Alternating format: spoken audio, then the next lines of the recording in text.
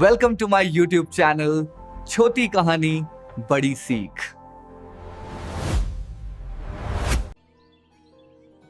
कृष्णा नगर गांव में मोहन अपनी बीवी सुमिता और बेटी गीता के साथ रहता था। मोहन बहुत ही गरीब के प्राण था। अजी, अब की बार आपको क्या लगता है कि धान से इस बार कितने पैसे मिल जाएंगे? सुनीता, वैसे अब धान की कटाई शुरू होने वाली है। बस इस बार अगर अच्छे से धान की कटाई हो जाए तो अच्छा खासा पैसा आ जाएगा। अच्छा जी, ये तो बहुत अच्छी बात है। अगर इस बार अच्छा पैसा आ गया तो हम गीता की पढ़ाई और उसकी शादी के लिए पैसा बचा कर रख देंगे, जिससे हमें आगे चलकर परेशानी ना हो।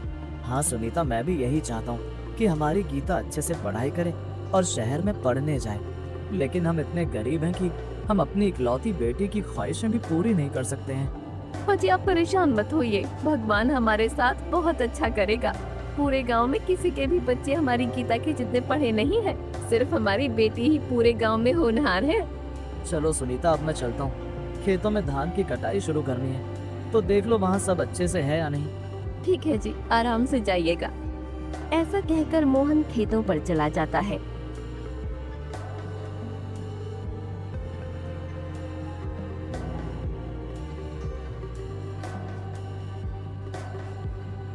कि तभी मोहन के पास रामू, जो कि सेठ बलवंत सिंह का नौकर होता है, वो आता है।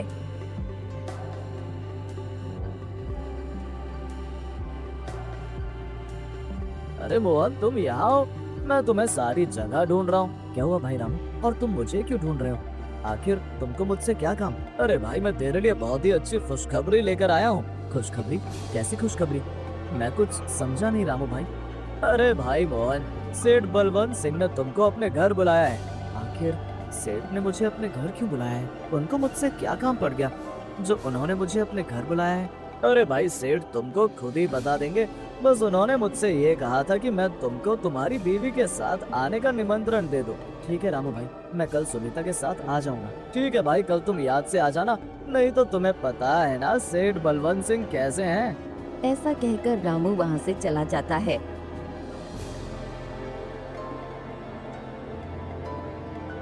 आखिर सेठ को मुझसे क्या काम पड़ गया जो वो मुझे अपने घर बुला रहे? चलो कल जाकर ही देखता हूँ कि आखिर सेठ के दिमाग में क्या चल रहा है। अरे सुनीता, सुनीता कहाँ हो? अजी, क्या हुआ? आप इतना क्यों चिल्ला रहे हो? और आप खेतों पर से इतनी जल्दी कैसे आ गए? अरे सुनीता, आज तुम्हें पता है रामू मेरे पास आया था। रामू? वो ही ना जो सेठ बलवंत सिंह का नौकर है? हाँ वही, और उसने बोला है कि सेठ ने हम दोनों को कल अपने घर पर बुलाया है। क्या हमें? सेठ को हमसे क्या काम पड़ गया जो सेठ ने हमको बुलाया? पता नहीं, उसने बस ये बोला कि वो हमारे लिए खुशखबरी लेकर आया है। सेठ बिना अपने मुनाफे के किसी से बात नहीं करता, तो आखिर सेठ को हम गरीबों से क्या काम पड़ गया? चलो कल ही जाकर देखेंगे कि सेठ को हमसे क्या काम है।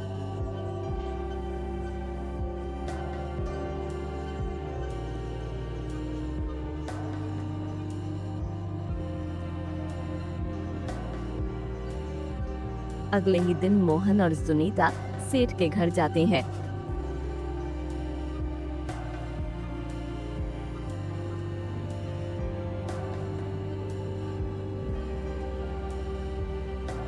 अरे मोहन, आओ आओ, बैठो बैठो बैठो। नहीं नहीं सेठ जी, ठीक है, आपने हमें बुलाया?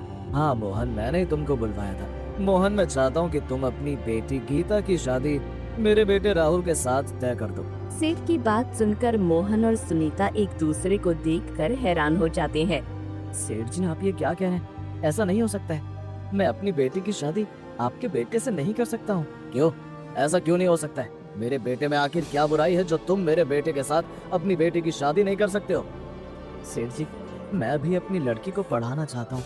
मैंने अभी तक अपनी बेटी की शादी के बारे में नहीं सोचा है। तो फिर सोच ना, तेरी बेटी की भी तो उम्र हो रही है और मेरा बेटा भी तो पढ़ा लिखा है। अगर उसके साथ अपनी बेटी की शादी कर देगा तो तेरी बेटी का ही फायदा है।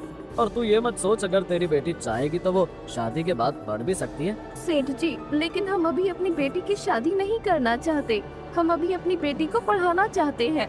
मोहन और सुनीता की बात सुनकर मुंशी बोलता है। अरे मोहन, तू इतना क्या सोच रहा है? जब सेठ जी बोल रहे हैं कि वो शादी के बाद तेरी बेटी को पढ़ने देंगे, फिर भी तुझे इससे परेशानी हो रही है। अरे तू इतना अच्छा रिश्ता छोड़ क्यों रहा है? और वैसे भी तेरे पास अभी इतने पैसे कहाँ हैं जो तू अपनी बेटी को पढ़ने के लिए शहर में भेज सकेगा? मुंशी जी, मेरी धान की फसल करते ही मैं उसे बेचकर अपनी बेटी को पढ़ने के लिए शहर भेजूंगा। तेरी इतनी हिम्मत कि तू मुझे मना कर रहा है? सेठ जी, मैं आपको मना नहीं कर रहा हूँ। मैं बस अपनी बेटी को अच्छे से पढ़ाकर उसकी अच्छे लड़के से शादी करना चाहता हूँ। तो तेरा मतलब क्या है कि मेरा लड़का अच्छा नहीं है? मेरा लड़का तेरी बेटी के बराबर पढ़ा लिखा है। सेठ जी, आपका लड़का दिन भर पूरे गांव में घूमता रहता है और शराब भी पीता है। मैं अपनी बेटी की शादी ऐसे लड़के के साथ नहीं कर सकती। मोहन, तुझे तो सबक सिखाना ही पड़ेगा। तूने मेरे घर में आकर मेरे ही सामने मेरे बेटे की बेइज्जती की है। तुझे इसका भुगतान तो करना ही होगा। सेठ जी, हमें माफ कीजिए, हम आपके बेटे से अपनी बेटी की शादी नहीं करवा सकते हैं। अब आप हमें यहाँ से जाने की अनुमति दें। मोहन, मैं तुझे 1 हफ्ते का सोचने का मौका देता हूँ। तू मेरी बात का जवाब सोच समझ कर ही दियो। नहीं सेठ जी, मेरा जवाब आज भी ना है और 1 हफ्ते बाद भी ना ही होगा। ऐसा कहकर मोहन और सुनीता वहाँ से चले जाते हैं। देखा सेठ जी आपने इस मोहन को? अपनी बेटी के ऊपर इसे कितना घमंड है। ये सब वो बस धान की खेती पर ही भूल रहा है। अभी कुछ ही दिन में इसकी धान की कटाई हो जाएगी, फिर वो उसे बेचकर अपनी बेटी को शहर में पढ़ने के लिए भेज देगा। बच्ची, आज उसने मेरा प्रस्ताव ठुकराया है। तुम्हें पता है ना कि कैसे इस मोहन के घमंड को तोड़ना है। मैं चाहता हूँ कि मोहन का जो घमंड है वो जल्द से जल्द चकनाचूर हो जाए। सेठ जी, आप परेशान मत होइए, जल्दी ये मोहन खुद से ही राहुल से अपनी बेटी की शादी करने के लिए तैयार हो जाएगा। हाँ मुंशी, ऐसा ही होना चाहिए। मैं चाहता हूँ कि जल्द से जल्द मेरे बेटे राहुल की शादी मोहन की बेटी गीता से हो जाए। सेठ जी, आप परेशान मत हो, मैं जल्दी आपका काम कर दूंगा। ऐसा कहकर मुंशी वहाँ से चला जाता है और उधर मोहन और सुनीता घर पहुँचते हैं। अजय, मैं अपनी बेटी की शादी उस आवारा राहुल से नहीं करूंगी। आप बस जल्दी से धान को बेचकर गीता को जल्दी से शहर पढ़ने भेज दो। मुझे उस सेठ पर बिल्कुल भरोसा नहीं। सुनीता, तुम परेशान मत हो, मैं जल्द ही गीता को शहर में पढ़ने के लिए भेज देता हूँ।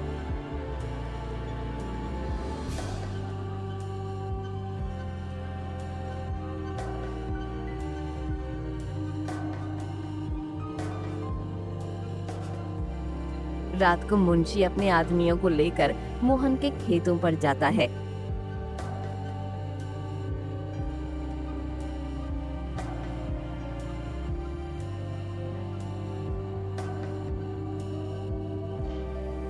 ये मोहन अपने इसी खेतों की वजह से इतना घमंड में है ना, आज मैं इसका घमंड तोड़ कर ही रहूंगा।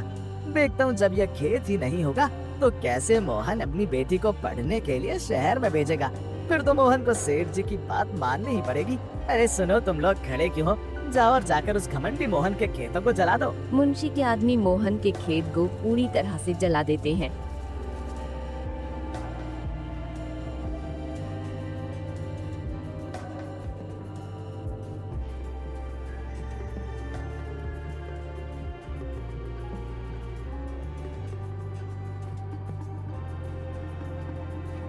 अगली सुबह।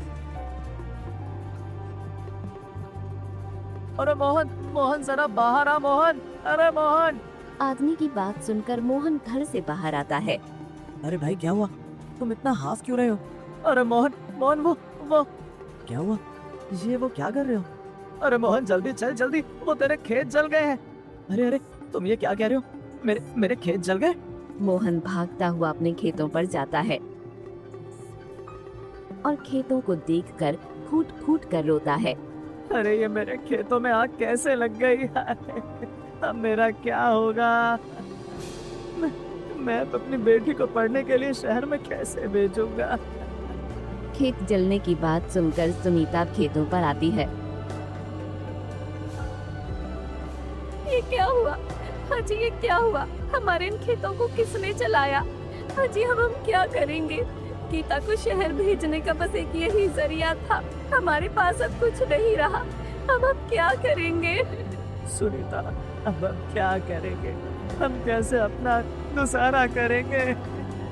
मोहन और सुनीता का तो मानो रो रो कर बुरा हाल हो जाता है और उधर मुंशी सेठ से बोलता है। सेठ जी, मैंने उस मोहन के घमंड को चकनाचूर कर दिया है। वो उस दिन बहुत उड़ रहा था ना, अब देखते हैं कि वो क्या करेगा। मुंशी, मुझे आज ही मोहन के पास जाना है। गर्म लोहे पर हथौड़ा मारने का यही सही मौका है, जिससे सांप भी मर जाए और लाठी भी ना टूटे। मुझे अब उसका हमदर्द बनना होगा, जिससे वो अपनी बेटी की शादी मेरे राहुल से करवा दे, क्योंकि उसकी बेटी गीता से मेरा बेटा बहुत प्रेम करता है और मैं अपने बेटे के लिए कुछ भी कर सकता हूँ।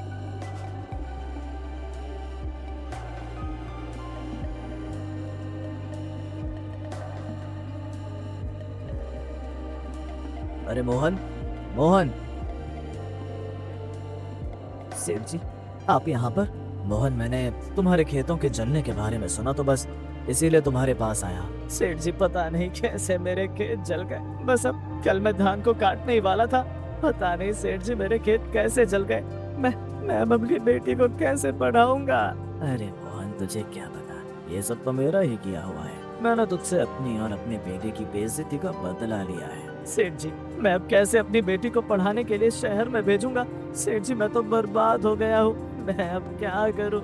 मुझे कुछ समझ नहीं आ रहा है। अरे सेठ जी, यही सही मौका है, आप इस मोहन से इसकी बेटी की शादी की बात कर लीजिए। अरे मोहन, तू चिंता मत कर, तू अपनी बेटी को लेकर परेशान मत हो, मैं हूँ ना। सेठ जी, मैं समझा नहीं, आप क्या कहना चाहते हैं?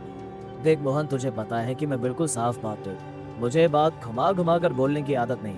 मैं चाहता हूँ कि तू अपनी बेटी गीता की शादी मेरे बेटे राहुल के साथ करवा दे। देख, मैं खुद तेरी बेटी को पढ़ाने के लिए शहर में भेजूंगा, तू अब अपनी बेटी के लिए परेशान मत हो। तेरी बेटी की जिम्मेदारी अब मेरे बेटे की है।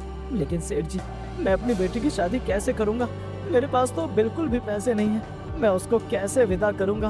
अरे मोहन, तू उसकी चिंता मत कर, मैं सब जुगाड़ कर लूंगा, तू बस अपनी बेटी की शादी करने के लिए तैयार हो जा। सेठ की बात सुनकर मोहन सुनीता की तरफ देखता है कि तभी मुंशी मोहन से कहता है, अरे मोहन, तुझे अपनी बेटी की शादी करने का इतना अच्छा मौका मिल रहा है, फिर भी तू इतना सोच रहा है। इतना अच्छा मौका अपने हाथ से मत जाने दे। देख, सेठ तुझसे खुद तेरी बेटी का हाथ मांग रहे हैं, तू चिंता मत कर, सेठ के घर पर तेरी बेटी राज करेगी, राज। ठीक है सेठ जी, मैं अपनी बेटी की शादी आपके बेटे से करने के लिए तैयार हूँ, लेकिन आपको मेरी बेटी को पढ़ने के लिए शहर भेजना होगा। अरे मोहन, तू चिंता मत कर, मैं तेरी बेटी को अपने बेटे के साथ पढ़ने के लिए शहर में भेज दूंगा। मुझे बेटा मोहन, तू एक बार अपनी बेटी की शादी तो करवा, फिर देख मैं क्या करता हूँ। देखा सेठ जी, आखिर आपका काम हो ही गया। मोहन के हाँ करते ही सेठ जल्दी जल्दी अपने बेटे राहुल की शादी मोहन की बेटी गीता से करवा देता है। धूमधाम से गीता की शादी हो जाती है।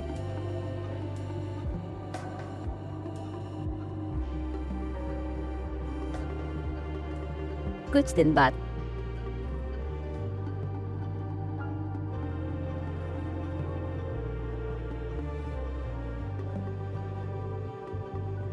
राहुल, आप पिताजी से पूछिए कि हम शहर में पढ़ने के लिए कब जाएंगे।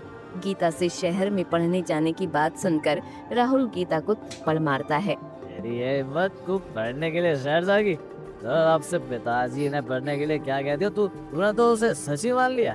यार, मेरे लिए खाना लेकर आ। लेकिन राहुल, पिताजी ने खुद मेरे बाबूजी से कहा था कि वो मुझे तुम्हारे साथ पढ़ने के लिए शहर में भेजेंगे, इसलिए मेरे बाबूजी ने तुमसे मेरी शादी करने के लिए हाँ की थी। तुझे एक बार मेरी बात समझ में नहीं आई है? जब मैंने बोल दिया कि कहीं नहीं जाना तो कहीं नहीं जाना, पकड़ में समझ गई या मैं तुझे और अच्छे से समझाऊंगा। गीता रोती हुई कमरे से बाहर निकलकर जा ही रही होती है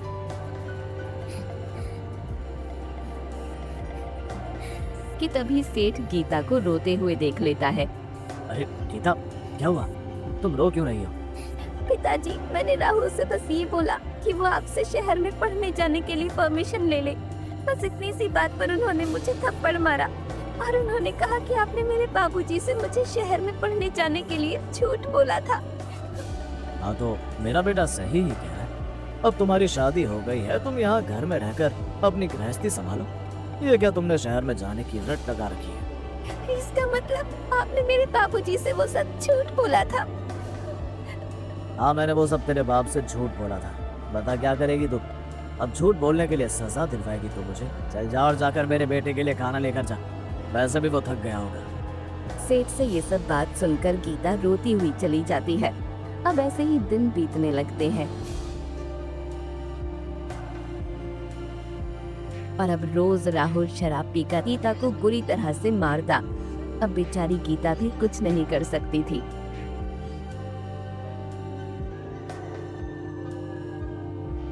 वो अब सब कुछ भगवान पर छोड़ देती है।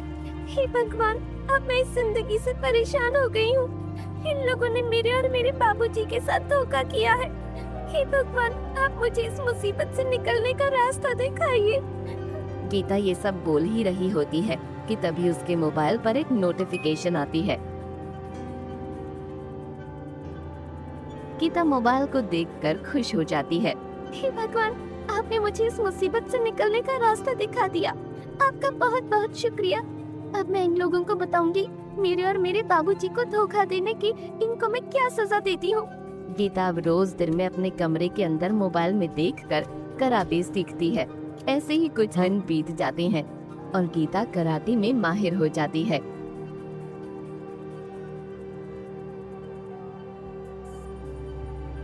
अरे ओए गीता, गाड़ी चल, मेरे लिए खाना लेकर आ। राहुल के इतना जगाने के बाद भी गीता उसकी बात नहीं सुनती। अरे ओए, सुनाई नहीं दिया क्या तुझे कि मैं क्या कह रहा हूँ? गाड़ी और खाना लेकर आ मेरे लिए। मैं यहाँ नौकरानी बनकर नहीं आई हूँ। अगर तुम्हें खाना खाना है तो रसोई में जाओ और अपने लिए खाना लेकर खा लो। गीता की ये बात सुनकर राहुल का गुस्सा जैसे सातवें आसमान पर पहुँच जाता है। तेरी ये हिम्मत, तू मुझे आग दिखाएगी? हाँ, राहुल जैसे ही गीता के ऊपर हाथ उठाने वाला होता है तभी गीता उसको पंच मारकर नीचे गिरा देती है।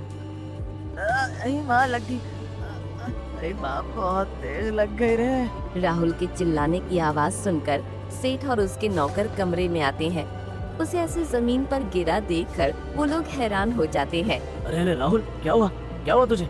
तू ये कैसे गिर गया? अगर मैंने पापा को ये बताया कि मुझे इस गीता ने मारा है तो मेरे इन सब नौकरों के सामने बेइज्जती हो जाएगी। मुझे झूठ ही बोलना होगा। अरे बता बेटा, आखिर तू नीचे कैसे गिर गया? अरे पापा, पहले उठा तो रहो मुझे, बाद में अपने सवाल जवाब कर लेना। अब हाँ, उठाओ, उठाओ राहुल को, उठाओ। अरे अब जाओ तुम लोग यहाँ से। ठीक हूँ मैं यहाँ पर। ठीक है बेटा, हम जाते हैं। अरे गीता, जरा राहुल का ध्यान रखो। नहीं पिताजी, मैं ठीक हूँ। आप लोग जाइए, मैं ठीक हूँ। गीता, तुमने ये सही नहीं किया है। मैं इसका बदला तुमसे जरूर लूंगा। हाँ, ठीक है, लेते रहना तुम अपने बदले। पहले सही से खड़े तो हो जाओ। हाँ, ठीक हूँ मैं। हे भगवान, मुझे माफ करना। मैंने आज अपने पति को मारा, लेकिन भगवान जी, मैं अब कब तक ये मारपीट सहती रहूंगी।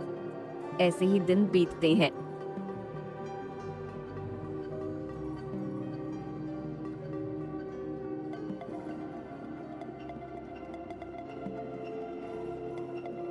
कि एक दिन राहुल सेठ से बोलता है। पिताजी, मैं अब गीता के साथ नहीं रह सकता हूँ। आप इसे इसके घर भेज दीजिए। तेरा दिमाग तो ठीक है, पहले तो तुझे इससे शादी करनी थी और अब मैंने जब तेरी शादी उससे करवा दी तो तुझे अब उसके साथ नहीं रहना है। पिताजी, कुछ भी हो, मैं उसके साथ अब नहीं रह सकता हूँ। आप कुछ भी करके इसे इसके घर भेज दो। तुझे पता है ना कि मैंने उससे तेरी शादी करने के लिए क्या किया है? क्या किया है आपने? अगर उस टाइम आप मुझे समझा देते तो शायद मेरा आज ये हाल नहीं होता।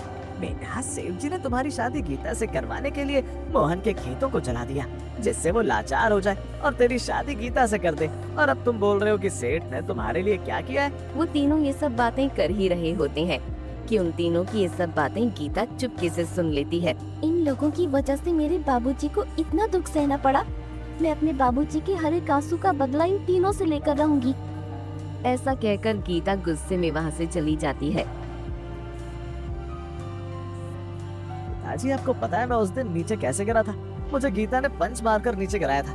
मैं नहीं चाहता था कि यह सब सुनकर मेरी बेइज्जती हो, लेकिन अब मैं वो सब सहन नहीं कर सकता हूँ। क्या तुम्हारा दिमाग तो सही है ना? वो इतनी दुबली पतली सी लड़की ने तुम्हें मारा है?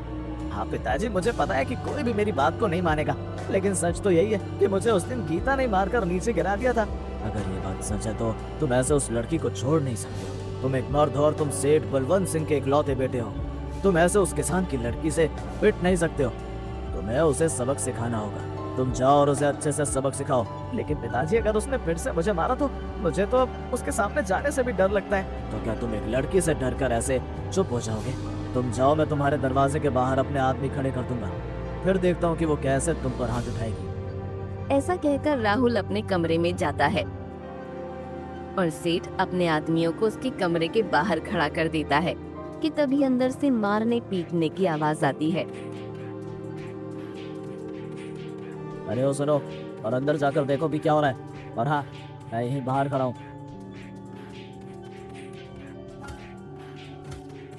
अरे ये सब क्या हो रहा है? मुंशी मुंशी जाओ देखो क्या हो रहा है। नहीं सेठ जी मैं अंदर नहीं जाऊंगा। जब गीता ने इन सबको नहीं छोड़ा तो सोचो फिर मेरा क्या हाल करेगी वो।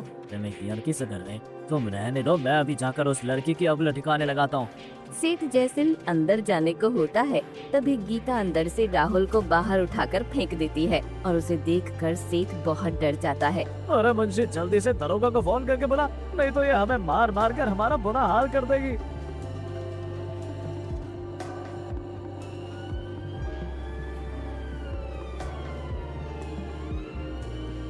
अरे दरोगा दरोगा हमको इस लड़की से बचा, ये हमें मार देगी, हम सबको इस लड़की से बचा। अरे ओ छोरी तू इन सबको क्यों मार रही है भाई? आखिर इन सब ने तेरा क्या बिगाड़ा है? दरोगा मैंने इसे अपनी बेटी की तरह इसको अपने घर में रखा और मेरा बेटा इसकी इतनी देखभाल करता है, फिर भी न जाने ये हम सबको ऐसे पीट क्यों रही है। अरे ओ छोरी क्यों मार रही है भाई इन्हें? तुझे तो इतना अच्छा ससुराल मिला है, फिर भी तू ये क्या कर रही है भाई? जल्दी बोल नहीं तो देख। दरोगा के बार बार पूछने पर गीता बोलती है, दरोगा जी इन सब ने मेरे बाबूजी और मेरे साथ धोखा किया है। ओए लड़की तू ये क्या कह रही है? हमने तेरे और तेरे बाप के साथ क्या धोखा किया है? हाँ बता छोरी क्या किया है इन सब ने तेरे और तेरे बाप के साथ? दरोगा जी इन लोगों ने मेरी शादी अपने शराबी बेटे से करवाने के लिए मेरे बाबूजी के खेतों को जला दिया। गीता की ये बात सुनकर सेठ और मुंशी घबराकर एक दूसरे को देखते हैं। तभी सेठ बोलता है, अरे मैं कुछ नहीं बोल रहा हूँ, तो तू ऐसे हम पर झूठे इल्जाम लगाएगी?